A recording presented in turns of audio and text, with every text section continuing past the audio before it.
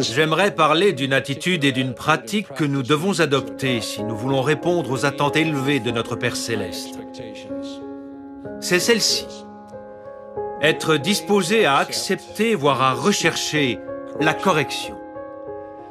Hugh B. Brown raconte qu'il avait acheté de nombreuses années auparavant une ferme délabrée au Canada.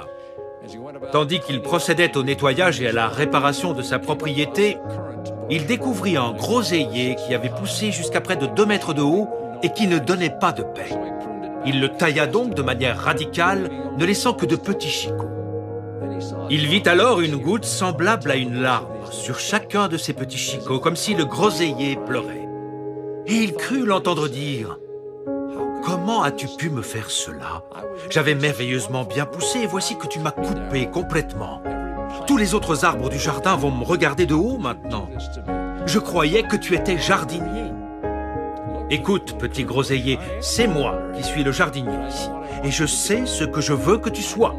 Je ne veux pas que tu sois un arbre fruitier, ni un arbre qui fait de l'ombre. Je veux que tu sois un groseillier. Et un jour, petit groseillier, quand tu seras chargé de fruits, tu diras « Merci, jardinier, de m'avoir suffisamment aimé pour me tailler. » Des années plus tard, Frère Brown était en bonne place pour être promu général. Mais malgré ses parfaites qualifications pour le poste, son avancement lui fut refusé parce qu'il était mormon. Continuant son histoire, Frère Brown raconte « Je suis monté dans le train et j'ai pris le chemin du retour, le cœur brisé et plein d'amertume. En arrivant à ma tente, j'ai jeté ma casquette sur ma couchette, j'ai serré les poings et je les ai levés au ciel en disant « Seigneur, comment peux-tu me faire cela? J'ai fait tout ce que je pouvais pour être à la hauteur. Comment as-tu pu me faire cela? » Alors, j'ai entendu une voix.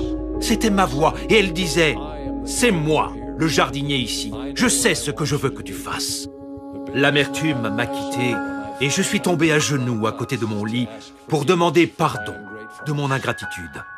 Et maintenant, près de 50 ans plus tard, je lève les yeux vers Dieu et je dis « Merci, jardinier, de m'avoir aimé suffisamment pour me faire mal. » Nous pouvons tous répondre aux attentes élevées de Dieu, aussi grands ou réduits que soient nos capacités et nos talents.